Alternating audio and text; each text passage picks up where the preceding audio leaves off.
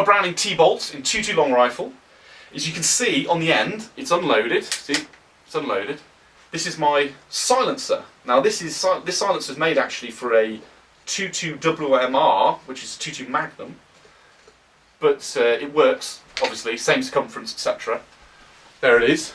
This is what's known as a Wildcat Whisper, so you can see the logo on it. This is made by a company quite close to me, it's in locally to me, and it's over barrel, so it goes on the barrel like this, which is nice because it's a bit more compact than a lot, which go right on the end. And the way it works is it has baffles inside it, so it gives the gases from the end of the gun somewhere to go, so you don't have all the gases coming out in one big bang out the end of the rifle, which means it reduces the sound. Now I can already hear in the comments all these people writing, oh, it's not a silencer, it's a suppressor, it's a moderator, it's whatever else. Well, actually, I'm sorry, you're wrong. Of course it doesn't silence completely. There's obviously a difference between subsonic and high velocity ammunition, which we'll come on to shortly. But the silencer was invented by a guy called Hiram Percy silencer, and he patented it as the Maxim silencer. So that's what it's called, as far as I'm concerned. Most of the legislation that's come in since then has referred to it as a silencer, so that's what it is, frankly. If you want to look for another word which would be appropriate, it would probably make more sense to call it a muffler, because that's what he based it upon, the muffler in a car engine, which works in a very similar way, and that's what inspired him to give him the idea to invent it in the first place. But either way, in the United States, it's a bit of a hot topic right now, because silencers are what's known as NFA items, so they have to be registered, they have to get like a $250 tax stamp for them, and it's a bit of a hassle, and there's talk of possibly them taking that away so you can just buy them. Here in the UK, it's a funny one, because you can actually buy a silencer for an air rifle, say, just over the counter. You don't need a licence at all, but the minute you want to put it onto a Section 1 firearm like this, it then becomes a firearm in itself, and it has to have its own slot on your licence as a firearm. So the law here is quite strange in that respect. It's a bit different, but it's certainly very socially acceptable. It's kind of considered the norm. Obviously in America they have different rules. It's like short-barreled rifles in America are a lot more restricted than they are here in the UK. Well, I say that, we have to have a licence anyway, but in the UK it's kind of their normal. We can have a 12-inch barrel, for instance. And I guess that goes back to Al Capone and all the gangster stuff that happened during Prohibition in the United States, and that's sort of why that legislation came in. Here in the UK we don't have that history, so really silencers are considered kind of just being polite, really, especially if you're shooting in the field. But either way, as I said, there is a big difference between supersonic and subsonic ammo. Supersonic ammo creates a sonic boom as it goes through the air, and no matter how good the silencer is, because it's passing the sound barrier, there'll always be a bit of a crack.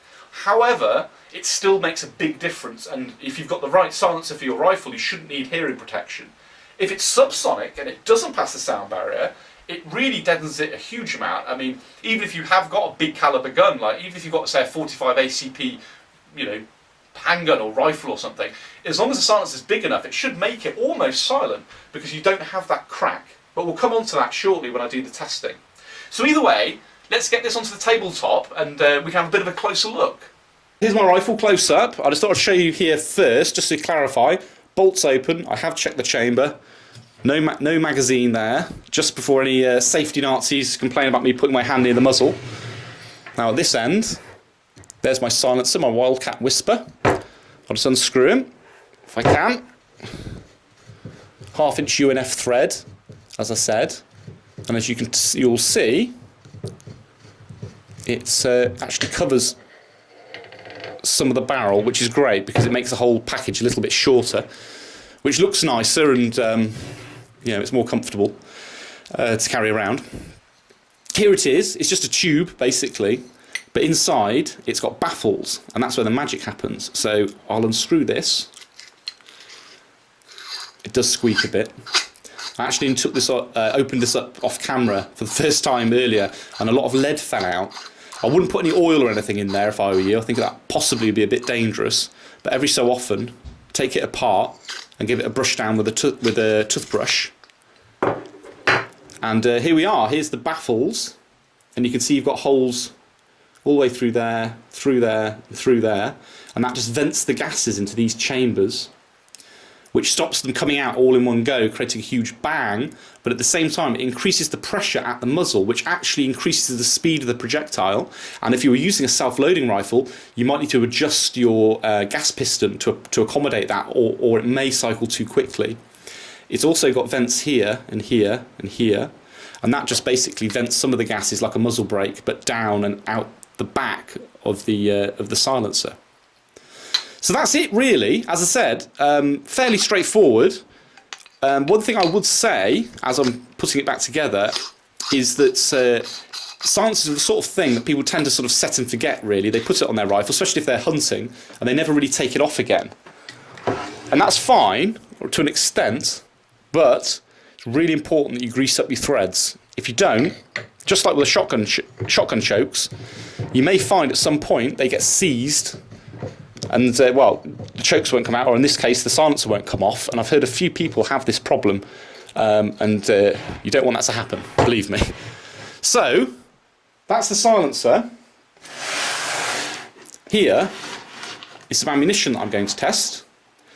As you can see, I'm a bit of a CCI fanboy. I find CCI run really great through this particular rifle anyway. First up, get that to focus. We've got CCI subsonic hollow points. You can see they're 40 grain and they go at 1,050 feet per second. That means that it doesn't break the sound barrier, so there's no sonic boom, which means as long as that silencer does its job, these should be very, very quiet indeed. But either way, I will be testing these with the silencer on and off, and I've got an app on my phone that will test the sound in decibels, just to give us an indication really of what the sound difference is. So open it up, it's usual fare.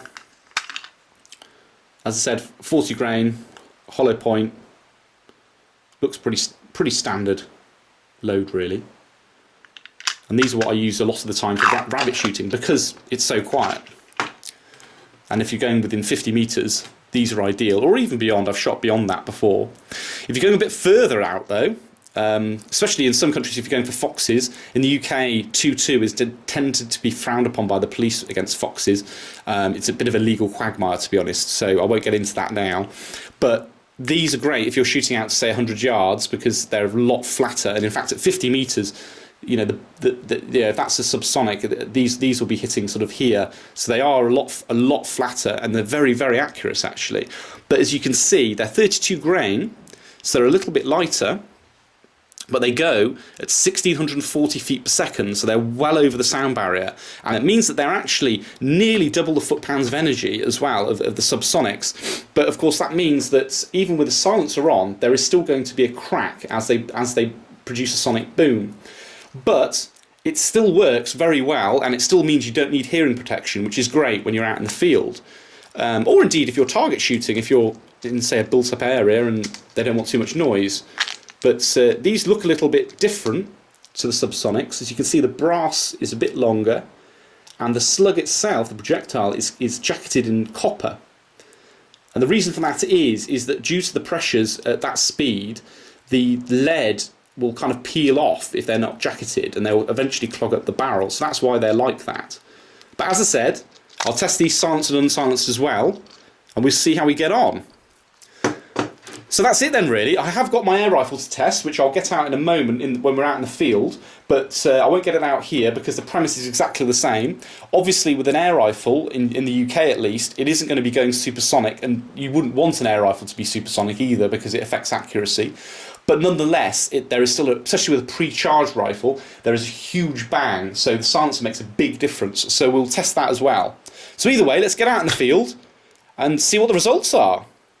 So let's start off with rimfire, moderator off, subsonic ammo, and let's see how we get on.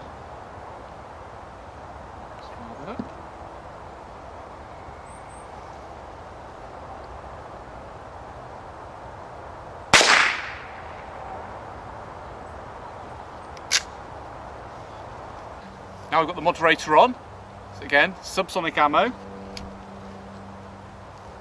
Let's see how she fares.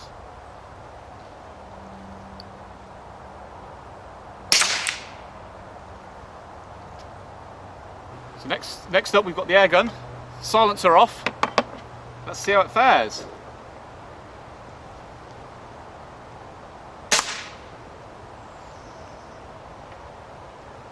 So silencer back on, as you can see.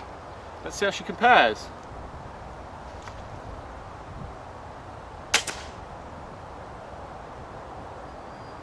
Now I've taken the silencer off again, and this time it's high velocity ammunition, so let's see how we get on with that.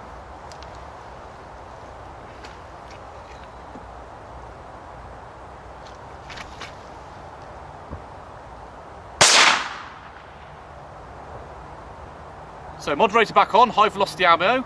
Let's see how this one fares.